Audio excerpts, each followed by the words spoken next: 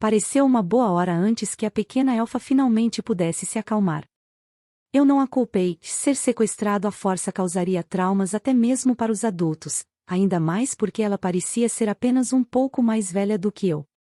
Sentado ao lado dela, confortando-a, percebi o quão bizarra essa cena era.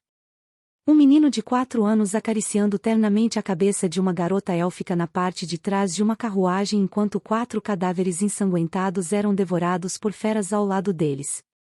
Ó o que aconteceu com aqueles caras maus, ela fungou, sua voz saindo um pouco nasalmente.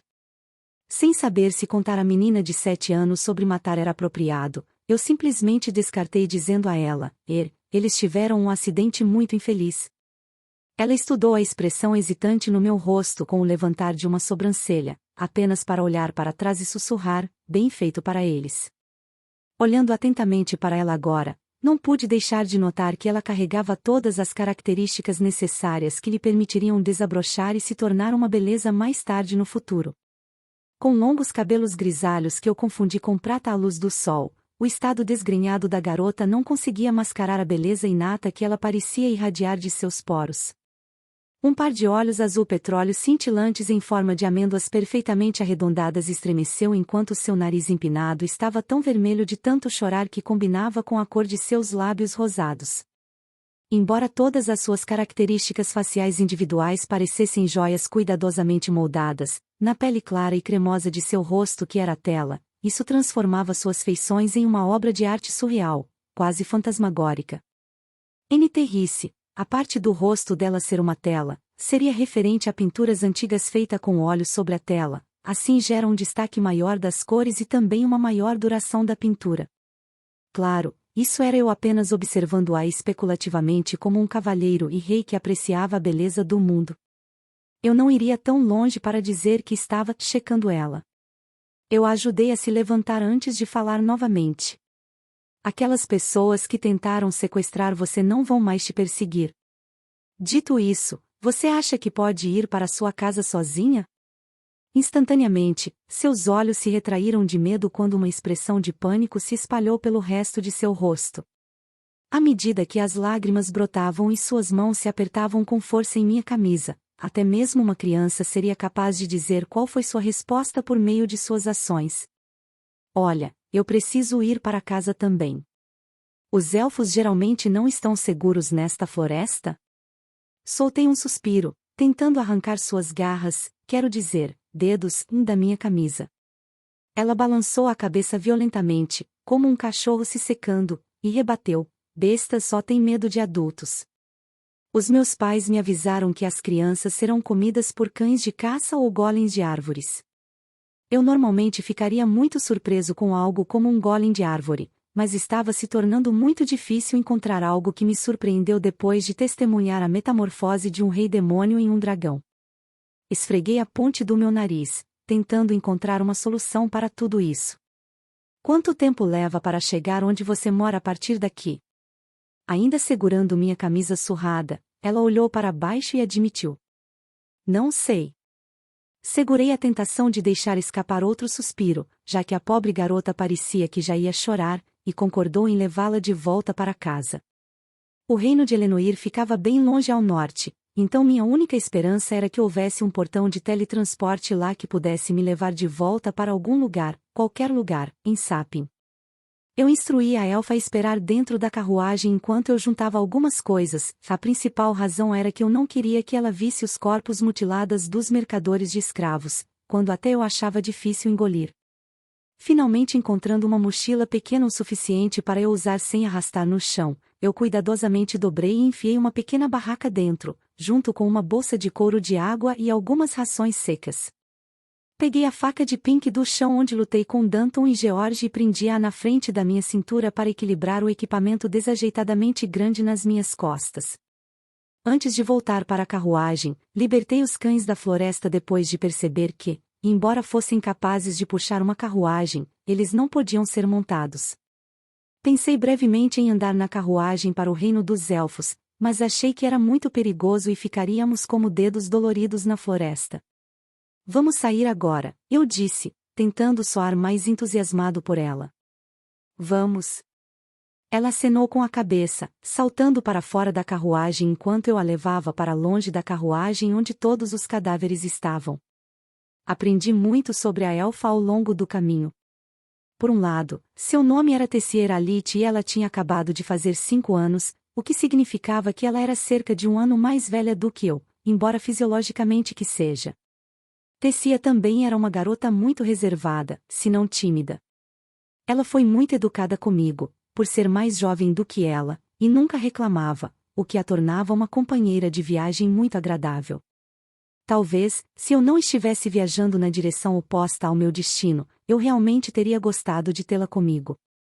Com o sol se pondo e o nevoeiro se adensando, armamos a barraca sob as raízes de uma árvore particularmente grande para passar a noite.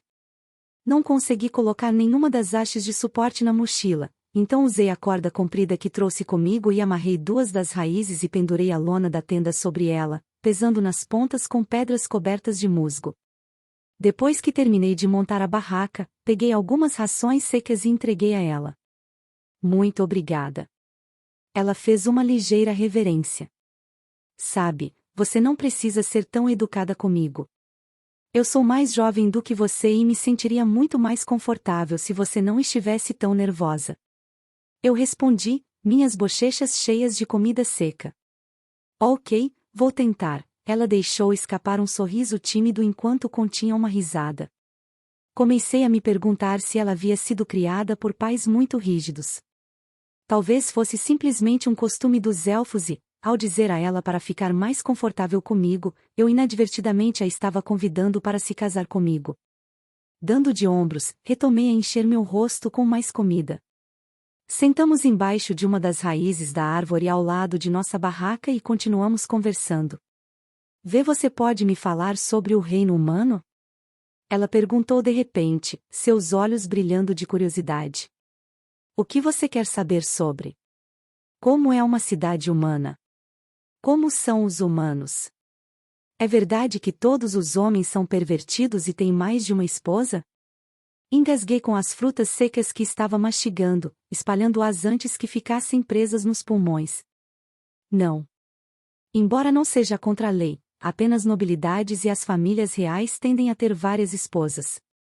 NT risse, nobilidade seria algo parecido com nobres, porém, fazem parte de um grupo mais próximo, no sentido da pirâmide social, da família real. Eu disse depois de me recompor, limpando minha boca. Agora eu entendi. Seus olhos pareciam dizer, ainda brilhando. Você realmente entende? Eu continuo, explicando um pouco sobre a cidade de Asher e minha família, para aproveitar o tempo antes de perguntar também. Como é morar em Elenoir? Ela ponderou um pouco antes de encontrar as palavras para explicar.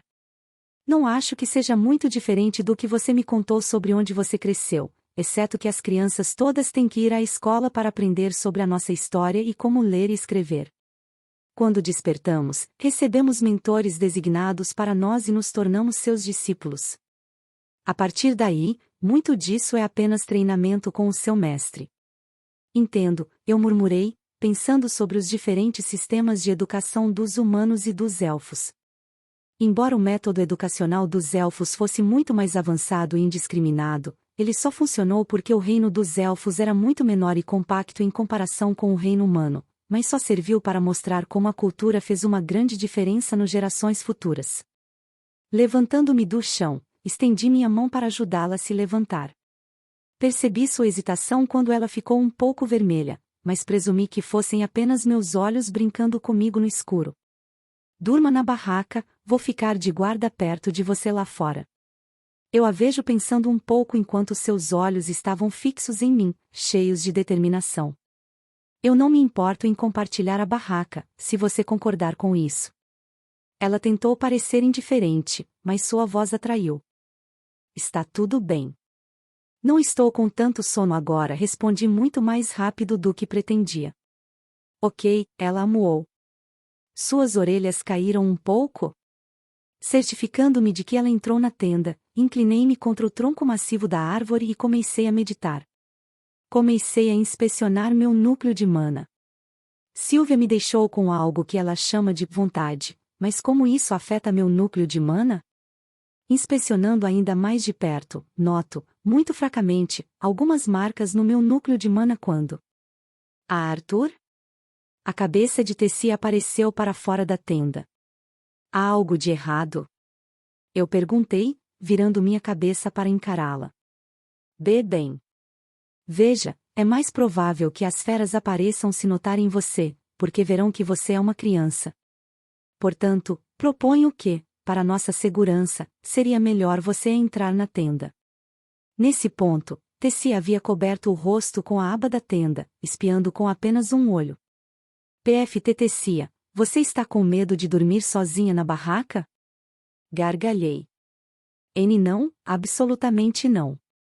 Eu estava apenas sugerindo, para nossa segurança, qual seria a melhor escolha. Ela insistiu inclinando-se para fora, quase caindo para fora da tenda.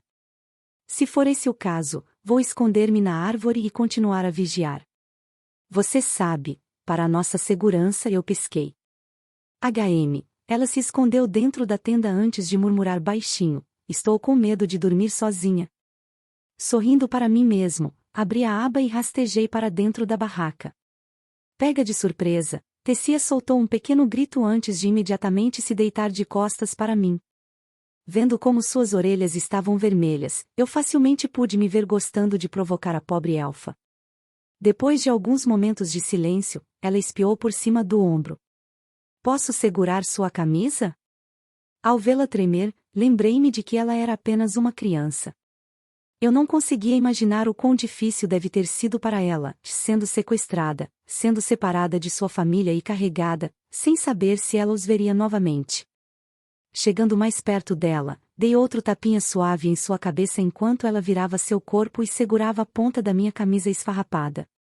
Seus olhos se fecharam de contentamento e depois de alguns minutos, ouço sua respiração ficar rítmica, quando comecei a cair no sono também, ainda sentado. Meus olhos se abriram por conta própria e levei alguns segundos para lembrar onde eu estava. Eu olhei para baixo para ver a cabeça de Tessia no meu colo, seu corpo enrolado confortavelmente. Sacudindo-a suavemente para acordá-la, sussurrei, Tessia, devemos sair agora. Ela acordou lentamente, mas quando percebeu a posição em que estávamos, seu corpo disparou com um grito de surpresa. Desculpa. Eu não queria, eu sou pesada? Não se preocupe com isso. Vamos dobrar a barraca, respondi com um sorriso irônico. Suas bochechas ficaram ligeiramente rosadas, ela balançou a cabeça em resposta e começamos a empacotar tudo antes de retomar nossa jornada. Mas alguns dias passaram sem intercorrências quando, do nada, fui atingido por dores profundas no abdômen. As primeiras dores ocorreram no terceiro dia de viagem, que estávamos dentro da tenda, Tess já dormindo profundamente, quando uma dor repentina e lancinante se espalhou pelo meu externo. Ela desapareceu logo, mas mesmo aquele breve momento causou uma dor que me deixou em choque. Além disso, a ocorrência mais emocionante foi quando alguns cães da floresta tentaram se aproximar, mas um lance de minha faca reforçada com mana os afugentou. As noites se passavam enquanto eu continuava dormindo na barraca com Tessia e ela ficando mais confortável perto de mim, pelo menos confortável o suficiente para não ficar envergonhada cada vez que ela acordava. Nossas conversas ficaram mais naturais e tiveram menos silêncio constrangedor quando ela começou a brincar comigo, até mesmo me provocando sobre a maneira como eu falo. Em suas palavras, ela disse que eu tentei demais parecer um adulto. Felizmente, minhas preocupações de que a onda de dor pudesse ocorrer novamente desapareceram. Nosso ritmo não foi impedido por golems de árvore ou até mesmo bestas de mana mais fortes procurando crianças para fazer um lanche. Você pode dizer a que distância estamos de Elenoir agora, Tessia? Eu perguntei em uma manhã particularmente clara no quinto dia de nossa viagem. Suas orelhas alongadas se contraíram quando ela começou a examinar os arredores. De repente, ela correu para uma árvore particularmente torta e correu os dedos sobre o tronco. Alguns minutos de silêncio se passaram antes que ela pulasse, visivelmente animada. Aquela árvore é uma que eu costumava ver com meu avô às vezes. Lembro-me de esculpir meu nome no tronco da árvore quando ele não estava olhando. Não estamos mais longe. Acho que se acelerarmos um pouco o nosso ritmo, Seremos capazes de fazer isso hoje à noite, ela disse, apontando para a árvore. Parece bom, respondi, seguindo atrás dela. Por mais adorável que tenha sido a viagem, eu precisava fazer meus planos para voltar para casa de alguma forma, e isso não seria possível até que eu a trouxesse para casa. Embora, eu admito, provavelmente sentiria a falta dela depois disso. Arthur? Você disse que sua família e as pessoas próximas a você o chamam de Art. Eu sinto que, através desta jornada, cheguei perto o suficiente para chamá-lo assim também. Estávamos cruzando um riacho no topo de uma ponte de troncos coberta de musgo quando ela parou de repente. Então, posso te chamar de Art também? Tessia se virou, revelando um largo sorriso. Claro, eu não me importo, eu disse, retribuindo o sorriso. Você não se importa? TCH, você poderia soar um pouco mais entusiasmado, ela mostrou a língua para mim. Eu ficaria honrado em ser chamado de Arte por você, Sua Alteza, fiz uma reverência graciosa o suficiente para um nobre, apesar de minhas roupas esfarrapadas. Hehe, e você também pode ter a honra de me chamar de Tess, ela riu, fazendo uma reverência para mim antes de se virar e pular do tronco. Continuamos o resto do dia, com apenas algumas paradas rápidas para descansar e reabastecer nossos estômagos. O uso constante da rotação de mana evitou que meu corpo ficasse tenso, mas era óbvio que Tess estava ficando mais cansada. Depois de nosso último descanso rápido em um pedaço de musgo macio, continuamos em frente para o último trecho. Tess e eu ficamos muito mais próximos nessa jornada. A uma vez tímida e reservada garota elfa mostrou sorrisos brilhantes que eram contagiosos apesar de nossas condições nada confortáveis. Ela continuava me provocando também, dizendo que eu deveria chamar ela de irmãzona, já que ela era um ano mais velha do que eu. Eu provoquei suas costas, imitando-a quando ela estava chorando, esfregando meus olhos e gritando, "Waa, mamãe, estou com medo." Isso a deixou na mesma intensidade e brilho que um rubi vermelho. Ela bateu no meu braço antes de começar a fazer beicinho. Cruzando os braços e projetando o lábio inferior, ela saiu pisando forte antes de gritar, "HMPH." Mi. Já estava anoitecendo e a névoa ao nosso redor parecia estar ficando mais densa. Meu senso de direção era praticamente inútil nesta maldita floresta. O suficiente para que, se eu fosse me separar de Tess, pudesse acabar viajando em círculos, mesmo sem perceber.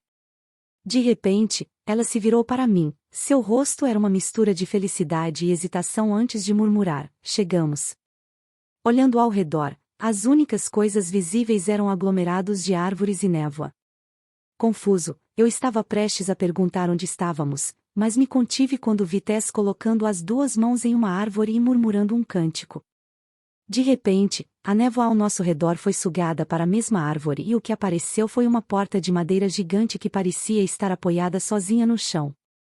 Tess agarrou minha mão e me puxou em direção à porta.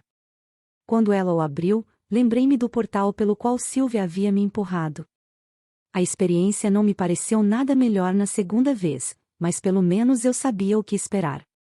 Quando pousamos suavemente em nossos pés, chegando ao nosso destino, eu imediatamente vasculhei minha bolsa para ter certeza de que ainda estava com a pedra que Sylvia me confiou.